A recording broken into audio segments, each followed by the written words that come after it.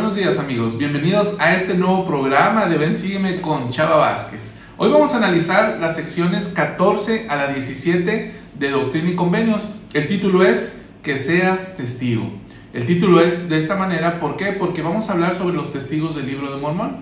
Antes de eso tenemos que hablar sobre la familia Whitmer. ¿Por qué? Porque las secciones 14, 15 y 16 le son dadas a David Whitmer, a John Whitmer y a Peter Whitmer, que eran los hijos de Peter Whitmer padre y de Mary Whitmer. Entonces, ellos habían emigrado o eran originarios de Pensilvania y ya vivían en el área de Fayette, Nueva York.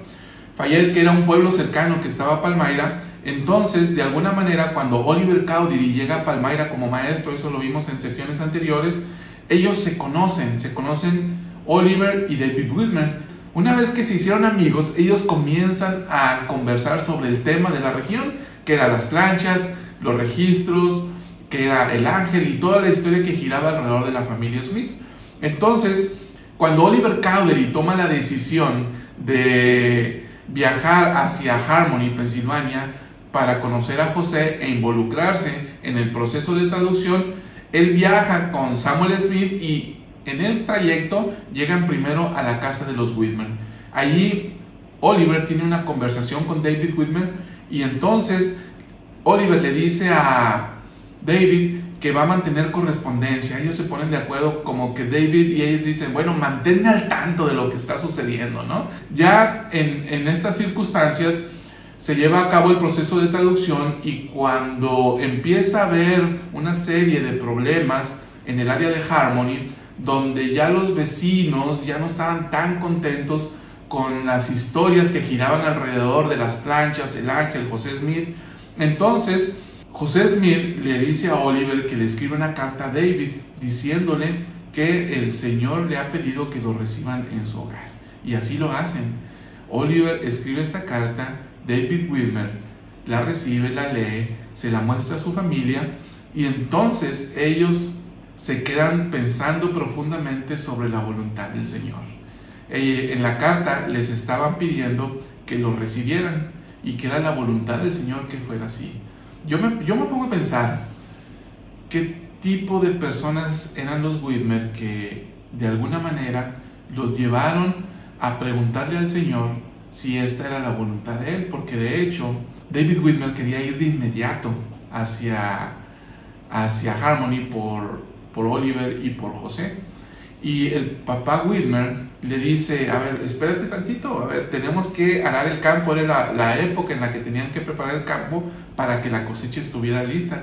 Entonces le dice, a ver, no tan rápido, tenemos que hacer esto porque si no tenemos el campo listo, no vamos a comer. Casi que me puedo imaginar diciéndole estas palabras. Entonces le dice David Whitmer, pregúntale al Señor. Y Peter Whitmer le dice a su hijo, pregúntale al Señor, y David va y ora. Entonces, cuando va y ora, recibe una respuesta, y él siente que debe de terminar de arar el campo en primera instancia. Entonces, me llama la atención mucho la respuesta que él recibe. Él, obediente a la voz de su padre y obediente a la voz del Espíritu que había escuchado, entonces su primera impresión es ir a arar el campo. Y entonces cuando se levanta una mañana, él ve el campo y ya estaba casi completamente terminado. Y va ante su padre y le dice y le muestra lo que había sucedido. Y le dice, yo no lo hice, esto. Su padre se queda pensando por un momento y le dice lo siguiente, le dice, debe haber un poder superior en todo esto.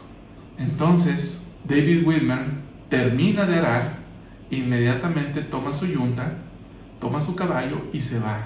Entonces, cuando él va en el camino, ya casi para llegar a Harmony o llegando a Harmony, Oliver y José Smith ya habían salido a encontrar. Años después, David Whitmer relató que Oliver le había platicado lo que había sucedido. Dice que José le dijo a Oliver que David ya venía en camino. Le dijo dónde se había quedado a dormir y le dijo a qué hora iban a llegar. De tal manera, a qué hora iba a llegar David. De tal manera que cuando David ya venía en camino, José y Oliver salen a encontrarlo.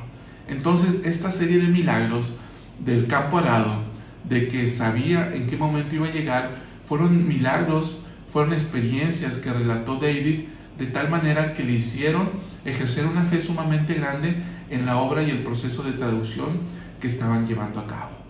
De hecho, una cosita más que te quiero decir concerniente a los Whitmer tiene que ver con una experiencia de la madre Whitmer, Mary Whitmer.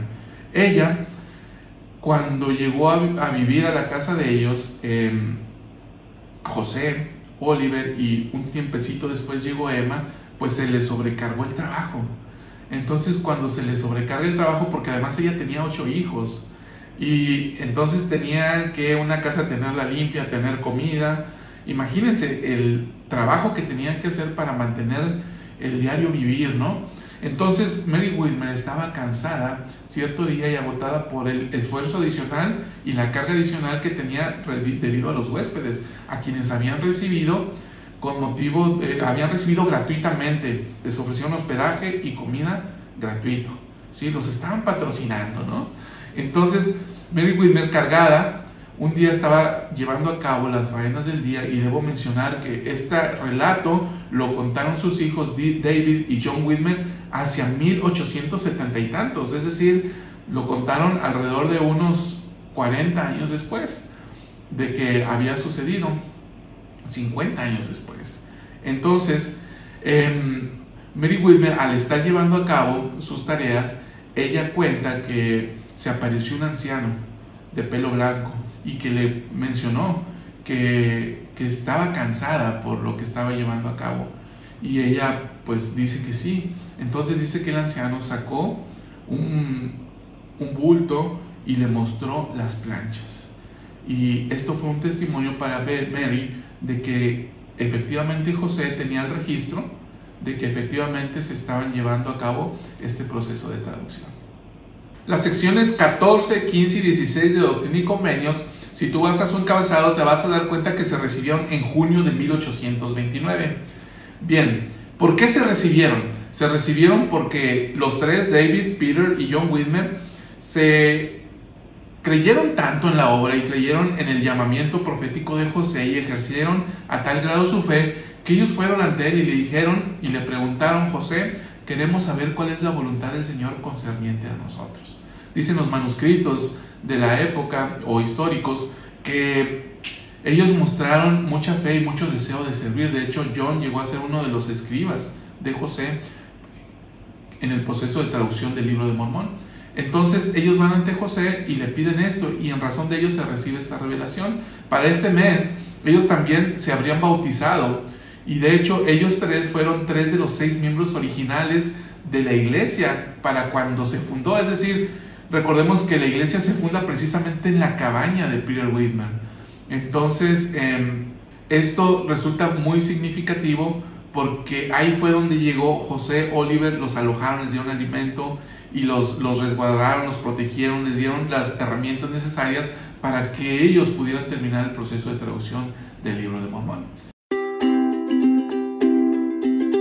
Ahora sí, vamos a la sección 14 del Libro de Mormón y a analizar el versículo 9 primeramente, y después de esto te voy a llevar a una serie de declaraciones doctrinales que el Señor hace sobre el mismo. En Doctrina y Convenios encontramos al Señor hablando en primera persona y hablando acerca de Él, y aquí vamos a encontrar lo que el Señor dice acerca de lo que es Él, y después te voy a llevar a través de esto a comprender sus declaraciones mediante el testimonio de otros testigos. Y ahorita te voy a explicar más profundamente acerca de eso. Vamos primero con el versículo 9 de la sección 14, y aquí el Señor dice lo siguiente: He aquí, soy Jesucristo, el Hijo del Dios viviente, el que hice los cielos y la tierra, una luz que no se puede esconder en las tinieblas. El Señor aquí diciendo que Él está hablando, y luego diciendo aspectos doctrinales concernientes a su persona. Dice Él: soy Hijo del Dios viviente. Otra cosa que dice: hice los cielos y la tierra. Y dice: soy una luz. Vean estos 3 aspectos maravillosos que dice el Señor. Y me quiero regresar un poquito a las secciones 6, 10 y 11 de Doctrina y Convenios, donde el Señor le habla a Oliver Cowdery, a José Smith y a Hyrum Smith. Y entonces ahora tú estás viendo estos 4 segmentos de estas secciones que José habría recibido para la época, donde el Señor habla acerca de sí mismo. Y vean cómo a Oliver Cowdery le dice lo siguiente: soy Jesucristo, el Hijo de Dios. Soy el mismo que vine a los míos y los míos no me recibieron. Soy la luz que brilla en las tinieblas. Y luego a José Smith en la sección 10 dice: he aquí, soy Jesucristo, el Hijo de Dios. Y otra vez dice: vine a los míos y los míos no me recibieron.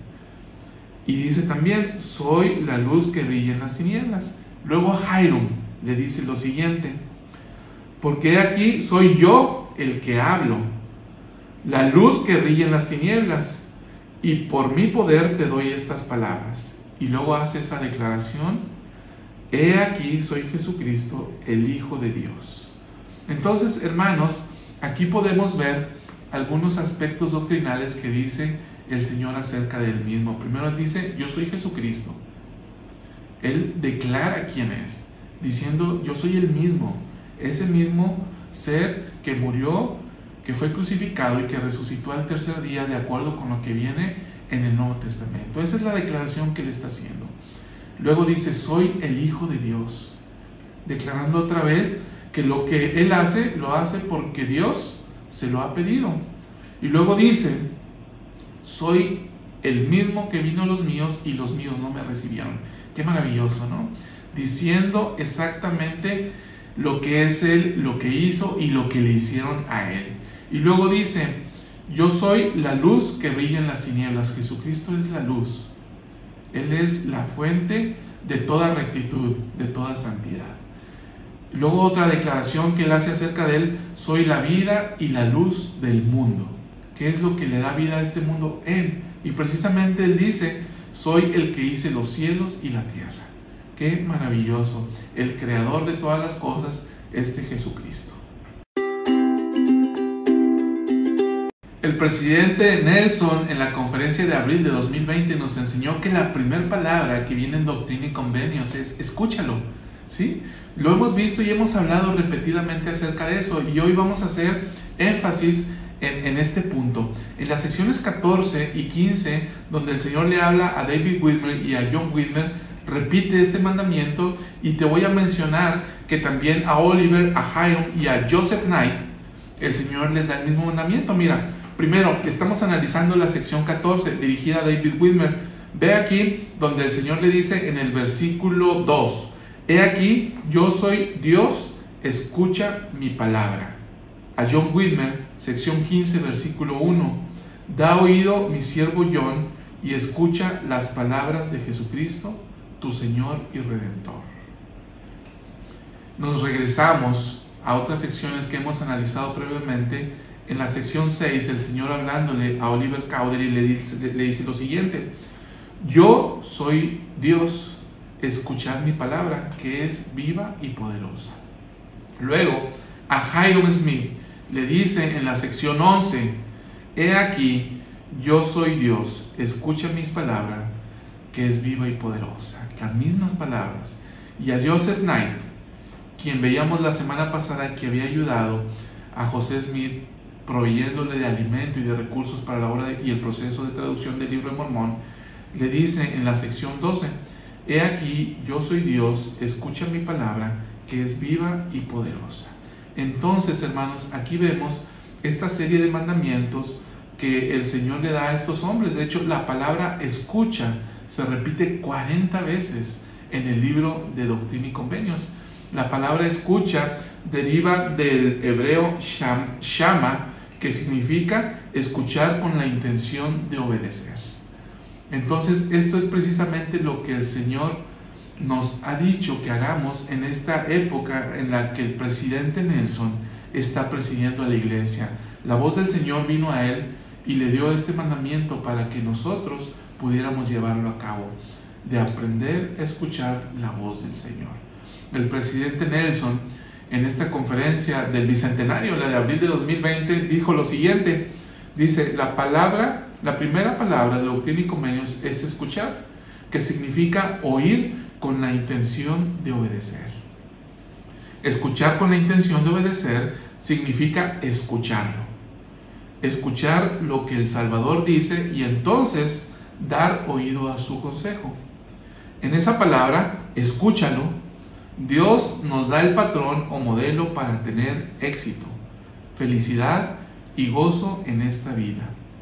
Debemos escuchar la palabra del Señor, prestar atención a ellas y dar oído a lo que Él nos ha dicho. Al tratar de ser discípulos de Jesucristo, nuestros esfuerzos por escucharle a Él han de ser cada vez con mayor intención. Se requiere un esfuerzo consciente y constante para llenar nuestra vida diaria con sus palabras, sus enseñanzas y sus verdades. Mis hermanos, que podamos desarrollar esta habilidad, que podamos desarrollar este don de poder escuchar al Señor y dar oído a sus palabras, es decir, de escuchar con la intención de obedecer. ¿Para qué? Para que lleguemos a hacer un esfuerzo más consciente, como el propio presidente Nelson nos enseña, para que sus palabras estén con nosotros, para que sus enseñanzas estén con nosotros y para que sus verdades estén con nosotros, porque Él, como lo acabamos de analizar, es la fuente de toda verdad. Él es la luz del mundo. En la sección 17 de Doctrina y Convenios analizamos la voz del Señor, que establece el mandamiento para los 3 testigos. Pero antes de analizar de lleno su contenido, tenemos que llegar a comprender qué es la ley de los testigos. Y esto es un punto doctrinal sumamente valioso que bien vale la pena recordar. En el libro de Doctrina de Salvación dice lo siguiente: hay una ley declarada con toda claridad en las Escrituras, que tiene que ver con el testimonio y el llamamiento de testigos. El Señor siempre ha seguido esta ley al otorgar nuevas revelaciones a sus hijos. Esta declaración que viene en este libro nos da la pauta para que podamos comprender cómo es que el Señor se vale y se fía del testimonio de los testigos con el fin de establecer su ley. Y esto no es nuevo en esta dispensación. De hecho, desde el Antiguo Testamento el Señor enseñó lo siguiente. En el libro de Deuteronomio leemos en el capítulo 17, dice: por boca de 2 testigos o de 3 testigos morirá el que haya de morir. No morirá por boca de un solo testigo. Vemos cómo aquí el Señor, para efecto de establecer la aplicación de la ley, establece que es necesario o decreta que es necesario que haya más de un testigo. Él dice, el testigo singular, como se le dice en derecho, el testigo singular no nos sirve. Necesitamos 2 o más testigos para efecto de poder aplicar la ley. Y en este caso, en un punto que tenía que ver con la vida de una persona, ¿no? Entonces el Señor dice, para poder llevar a cabo esta pena capital, tiene que haber 2 o más testigos. También dice lo mismo en el propio Deuteronomio, donde dice, un solo testigo no bastará contra ninguno por cualquier delito, o por cualquier maldad, o por cualquier pecado que se haya cometido. Por boca de 2 testigos, o por boca de 3 testigos, se establecerá el asunto. Entonces aquí el Señor aclara más la ley y dice que esta ley de los testigos es no solamente para efecto de que una persona llegue a morir por consecuencia de una acción que haya cometido, sino dice por cualquier delito, por cualquier maldad o por cualquier pecado.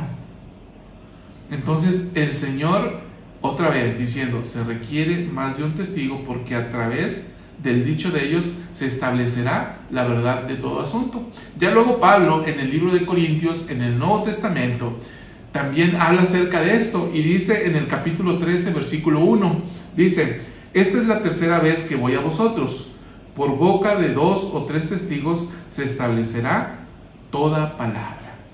Entonces, hermanos, esta es una ley decretada en los cielos, este es un punto doctrinal que debemos de nosotros tomar en cuenta para efecto de valorar por qué era necesario que se llevara a cabo o que se tuvieran 3 testigos del libro de Mormón, porque es una ley que José debía de cumplir. Pero antes de hablarte de eso, te voy a mencionar cómo es que Jesucristo cumplió esta ley. Ahora, mis hermanos, vamos a analizar cómo es que Jesucristo también llevó a cabo o obedeció esta ley de los testigos. Vemos en el capítulo 5 del libro de Juan lo siguiente, versículo 31. El Señor hablando dice: si yo doy testimonio de mí mismo, mi testimonio no es verdadero. Otro es el que da testimonio de mí, y sé que el testimonio que da de mí es verdadero. Y el Padre que me envió ha dado testimonio de mí. Entonces, hermanos, aquí vemos cómo es que el Señor dice: para que mi testimonio tenga la validez, se requiere que otro dé testimonio de mí, y ese testimonio que adicionalmente se da de mí es el que viene del Padre. Vemos una situación similar, lo que sucede en el libro de Juan, capítulo 8. Aquí vemos que el Señor dice lo siguiente: y Jesús les habló otra vez diciendo: yo soy la luz del mundo, el que me sigue no andará en tinieblas, sino que tendrá la luz de la vida. Y entonces vemos en el versículo 13, los fariseos le dijeron: tú das testimonio de ti mismo, tu testimonio no es verdadero. Hermanos, vemos cómo aquí es que los fariseos conocían la ley y diciendo: a ver, de acuerdo con la ley de los testigos que está en el libro de Deuteronomio, nosotros vemos que tu testimonio requiere un testimonio adicional para que llegue a ser verdadero. Entonces dice: si tú hablas por ti mismo, tu testimonio no es verdadero. Y entonces vean lo que el Señor responde en el versículo 14 y dice: aunque yo doy testimonio de mí mismo, mi testimonio es verdadero. El Señor, en su calidad de Redentor, en su calidad de Dios, de Todopoderoso, diciendo: yo doy testimonio y mi testimonio es verdadero. Dice: pero sé de dónde he venido y a dónde voy, pero vosotros no sabéis de dónde vengo ni a dónde voy. Y luego dice en el versículo 16: si yo juzgo, mi juicio es verdadero, porque yo no soy solo, sino yo y el Padre que me envió. Entonces el Señor diciendo: no estoy solo, mi testimonio está por parte del Padre, del que me ha enviado. Y en el versículo 17 dice: y en vuestra ley está escrito que el testimonio de dos hombres es verdadero. Versículo 18: yo soy el que doy testimonio de mí mismo, y el Padre que me envió da testimonio de mí. Entonces el Señor dice: tanto yo como el Padre damos testimonio de que las palabras de que yo hablo son verdaderas. Hermanos, y aquí se cumple la ley. Y entonces, de hecho, ya en el libro de Juan leemos que el Señor prometió que enviaría al Consolador. Y el Consolador, dice, nos enseñaría la verdad de todas las cosas. Y entonces, aquí, hermanos, se cumple esta ley de los testigos. De hecho, tenemos algunos acontecimientos registrados en las Escrituras que nos hablan de cómo se llevó a efecto el cumplimiento de esta ley. Vemos en el bautismo de Jesús, una vez que Juan saca a Jesús del agua, que se escucha la voz del Padre, donde dice que este es su Hijo amado.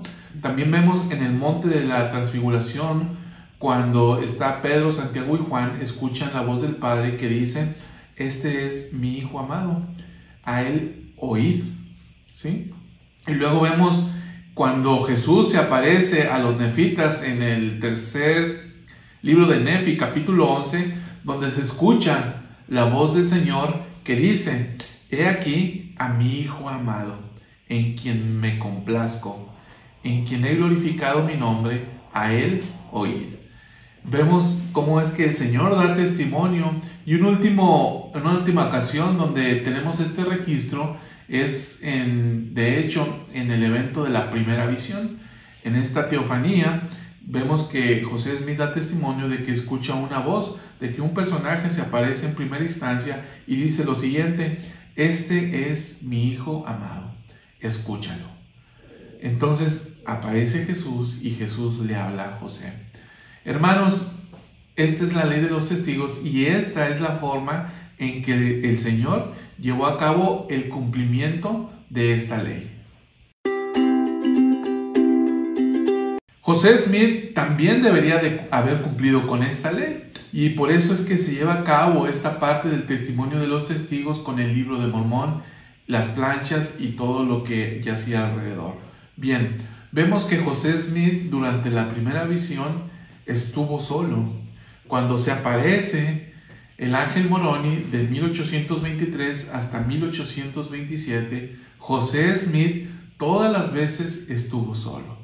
Después de eso, hermanos, cuando José recibe el sacerdocio de Aarón, él ya no estuvo solo. ¿Quién lo acompañó? Lo acompañó Oliver Cowdery.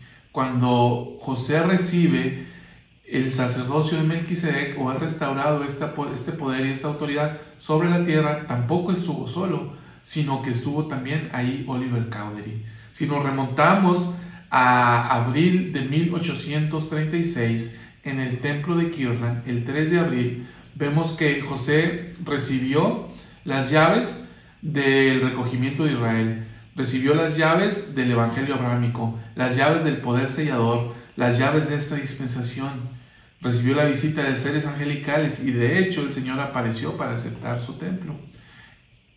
José Smith no estuvo solo en esa ocasión. ¿Quién estuvo con él? Estuvo Oliver Cowdery. Hermanos, José Smith también debería haber cumplido con esta ley. ¿Por qué? Porque así está establecido.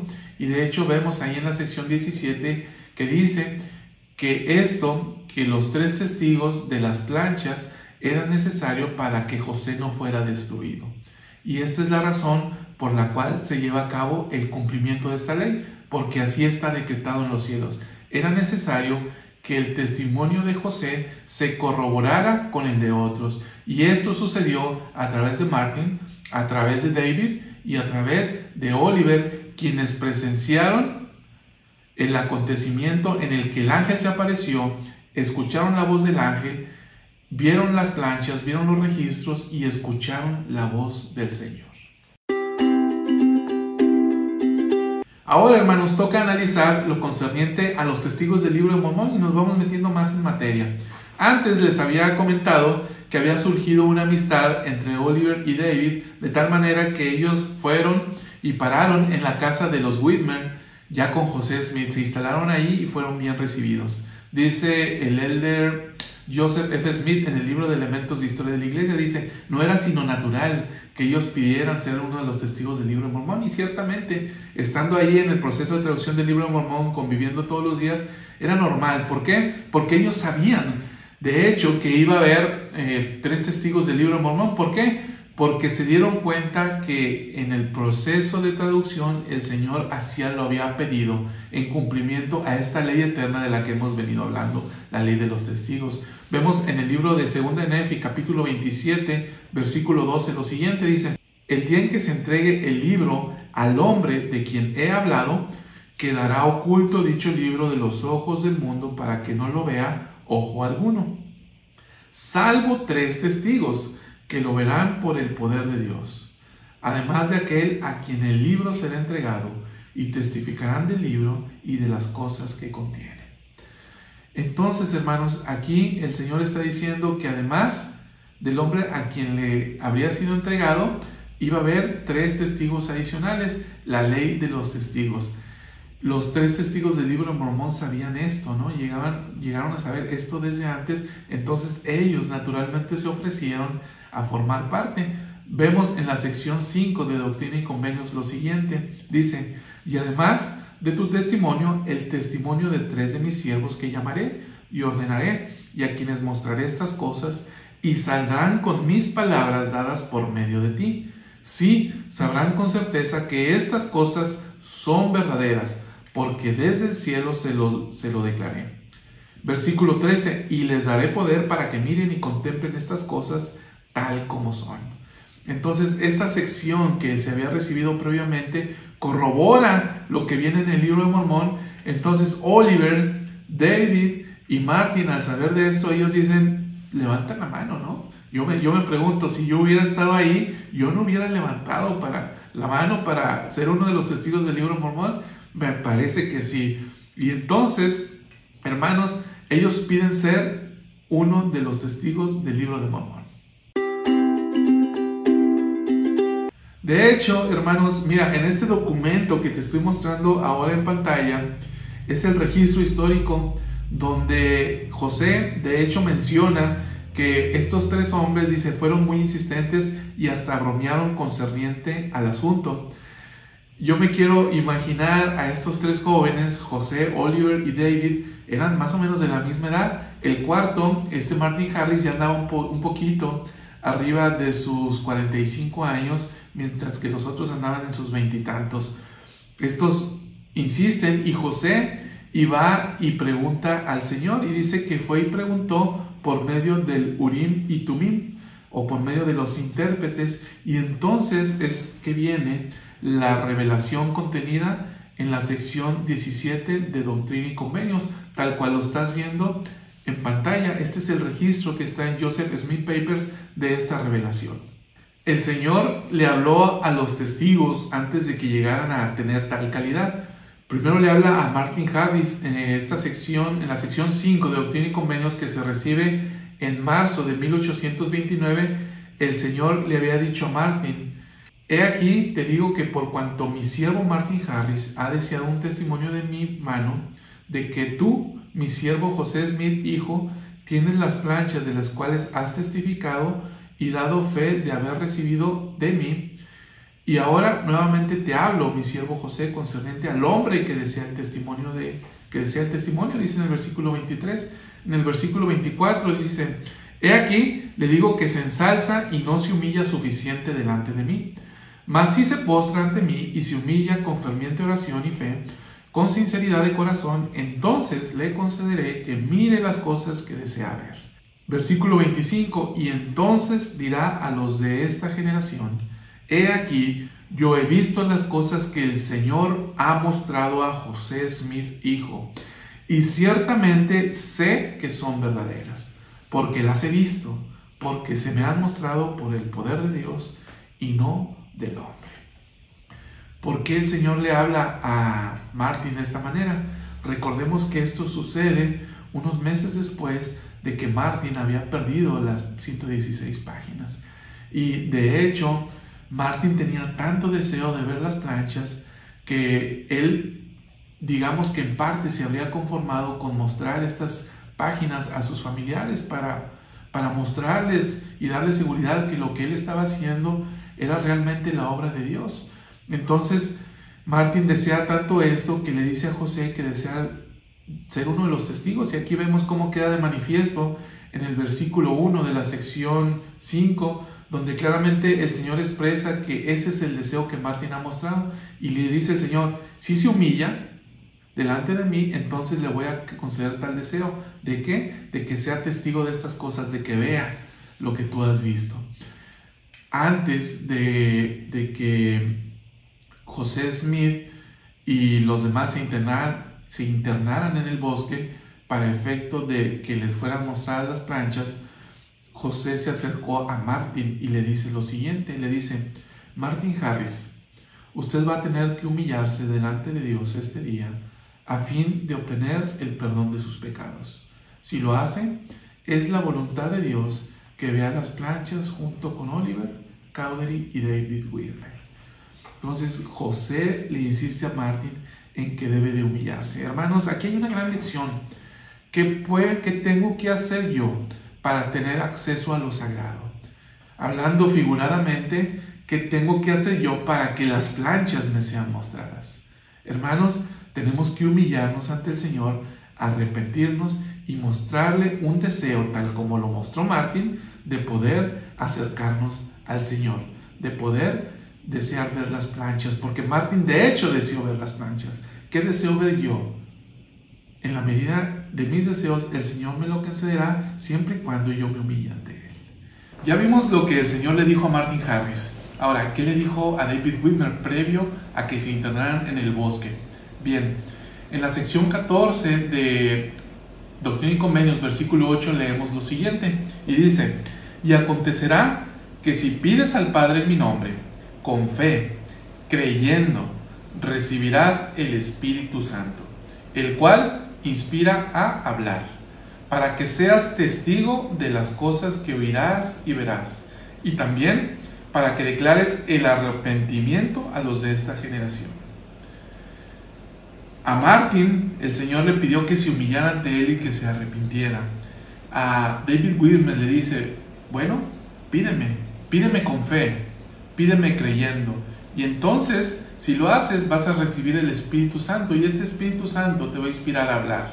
¿Para qué? Para que tú declares el arrepentimiento. Y le dice, y le hace una promesa, de las cosas que oirás y verás. Las cosas que oirás y verás. Y así fue como David Wilmer, cumpliendo la Escritura, la palabra del Señor, la que el propio Señor le había dado a David, se internó con José, con Oliver y con Martin al bosque, y entonces él vio y escuchó.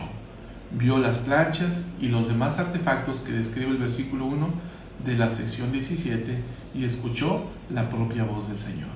Entonces, hermanos, ¿qué tengo que hacer yo para ver y para oír? Siguiendo el consejo que el Señor le da a David, pues yo también tengo que orar, yo también tengo que hacerlo con fe, yo también tengo que creer.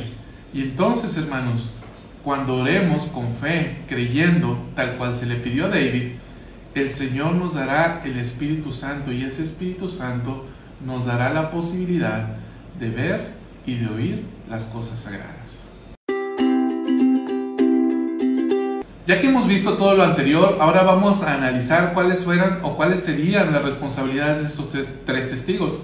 Ya vimos qué es la ley de los testigos, ya vimos qué es una ley eterna, ya vimos cómo Jesucristo la cumplió, ya vimos cómo es que José también tuvo que llevarla a cabo, ya vimos y entendimos y analizamos qué le dijo José a Martin, qué le dijo a David antes de que tuvieran esta experiencia. Ahora vamos a analizar cuál sería su responsabilidad. No se trataba simplemente de acompañar a José al bosque para que pudieran tener esta manifestación en la que tendrían tener la posibilidad de ver los registros, las planchas y todos los demás artefactos, sino que esto implicaba una responsabilidad. El deseo que de suyo ellos mostraron al pedirle a José ser uno de los testigos implicaba además una gran responsabilidad. ¿Y cuál sería esta? Vamos a analizar en los versículos 2 al 5 de la sección 17, y dice lo siguiente: y será por vuestra fe que os concederá verlas, ¿sí? Mediante esa fe que tuvieron los profetas de la antigüedad. Y después de haber logrado fe y de haberlas visto con vuestros ojos, testificaréis de ellas por el poder de Dios, y haréis esto para que mi siervo José Smith, hijo, no sea destruido, para que en esta obra realice yo mis propósitos justos para con los hijos de los hombres, y testificaréis de haberlas visto, así como mi siervo José Smith, hijo, las vio, porque es por mi poder que él las ha visto, y porque tenía fe. Aquí, hermanos, podemos ver claramente cómo es que el Señor les dice que es debido a la fe que ellos han ejercido que tuvieron la oportunidad, la bendición y el don de verlos. Y aquí lo que mencionábamos hace un rato, ¿no? ¿Por qué era necesario esto? Versículo 4 dice, para que mi siervo José no sea destruido.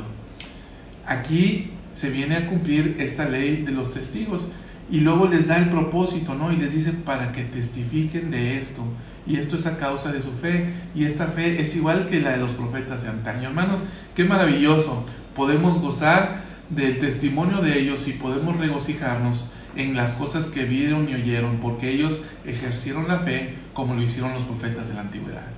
Ahora, hermanos, ¿qué tiene que ver todo esto conmigo? ¿Qué tiene que ver este testimonio de los tres testigos del libro de Mormón? Bueno, para entender esto tenemos que regresarnos a la sección 5 de Doctrina y Convenios, y dice lo siguiente en el versículo 15: y enviaré el testimonio de tres testigos de mi palabra. Aquí está hablando de Martin Harris, de Oliver Cowdery y de David Wilmer. Estos tres testigos, dice el Señor, son enviados por mí. Versículo 16: y he aquí a los que creyeren en mis palabras visitaré con la manifestación de mi espíritu, y nacerán de mí, ¿sí?, del agua y del Espíritu Santo. Qué hermosa promesa, hermanos, que el Señor nos hace aquí. A los que crean en las palabras de estos tres testigos, dice el Señor, entonces yo los visitaré con mi Espíritu Santo. Hermanos, Si nosotros leemos las palabras de los 3 testigos, creemos en su testimonio que dan por medio del Espíritu, entonces ese mismo Espíritu, esa misma fe que ellos ejercieron vendrá sobre nosotros y tendremos la capacidad de discernir espiritualmente que las cosas que ellos vieron, que las palabras que ellos escucharon y que nos dejaron en su testimonio, entonces serán de nosotros también, a través del Santo Espíritu.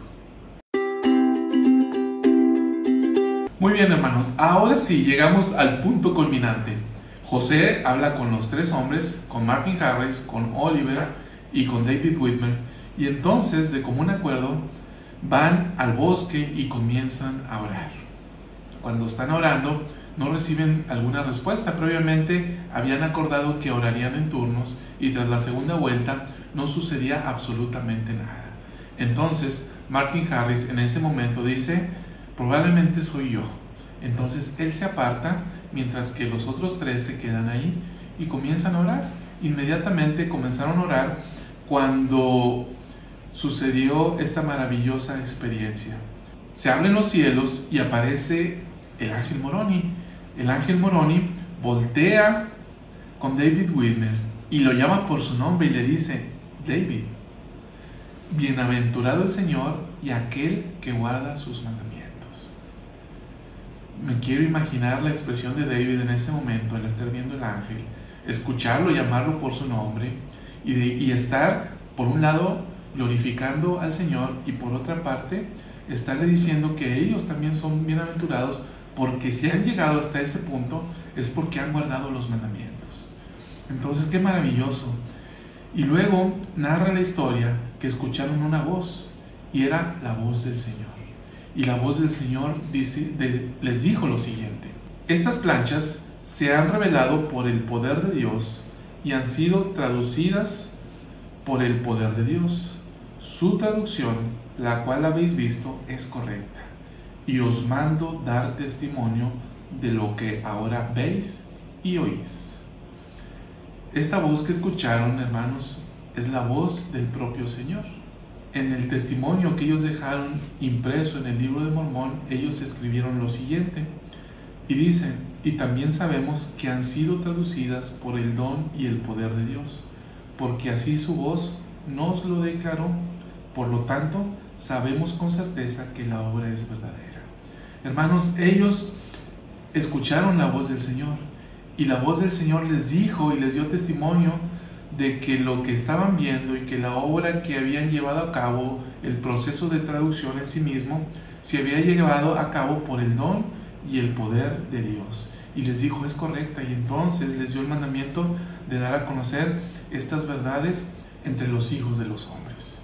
Tras esta experiencia, los hombres se levantaron y José inmediatamente fue y buscó a Martin Harris, quien estaba orando a una distancia considerable. En cuanto llega José, Martin le pide a José que si ora con él.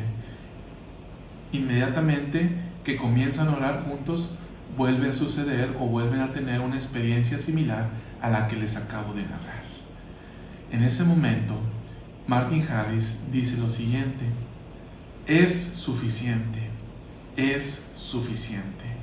Mis ojos han visto, mis ojos han visto.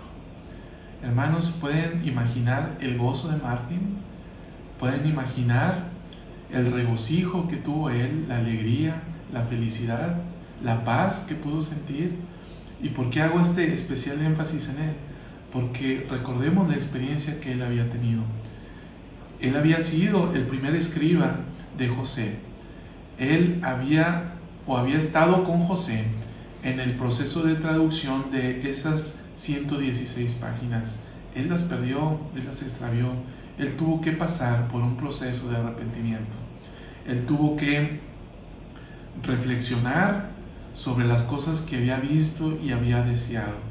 Él tuvo que humillarse ante el Señor y entonces se cumplió su deseo y él puede decir: mis ojos han visto, ya, es suficiente. Él había descargado todas las emociones que él había tenido con motivo de esta serie de eventos que que habían acontecido en su vida. Y la reacción de José no se quedó atrás. Él era un hombre que había cargado con este testimonio él solo durante varios años. El soportar la burla de aquellos que lo señalaron cuando era un jovencito hacia 1820, de aquellos que querían quitarle las planchas a partir de 1823, donde él había estado totalmente solo.